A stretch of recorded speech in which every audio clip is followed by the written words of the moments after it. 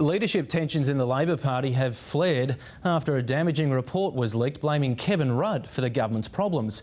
Julia Gillard refuses to comment, but the fingers are pointed at her allies. Talking to the media was not on the Prime Minister's agenda today. I think we don't want you here, we want you on the other side of the wall. So he's asked you to move. Prime Minister, you're at war with Kevin Rudd. Thanks very much, Alan. Thank you. He leaked against you during the election campaign. The questions fueled by the leaking of the sealed section of the report into Labor's abysmal election campaign.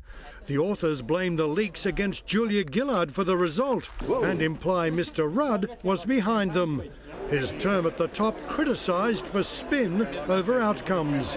The story seen as retaliation for Mr Rudd's performance at the national conference. Are you planning a leadership challenge, Mr Rudd? I'm very happy being the Foreign Minister. A free kick for the opposition. Kevin Rudd and Julia Gillard can't stand the sight of each other, but the faceless men are still in charge. Rudd allies say the leak was dumb. Senior Minister Stephen Smith seems to agree. I've always thought we were best off just moving on. It comes just as Julia Gillard is beginning to generate some momentum.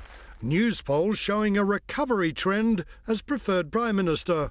This latest leak suggests backers of the Prime Minister are being spooked. Feelings against the Foreign Minister are running high, but there's a strong view among some Labor MPs that this latest outbreak is more damaging to the government than to Kevin Rudd. And Pakistan has given the left reason to say "I told you so" after Julia Gillard's win on uranium for India. Our only concern is that Pakistan should not be discriminated against. Bongiorno, 10 News.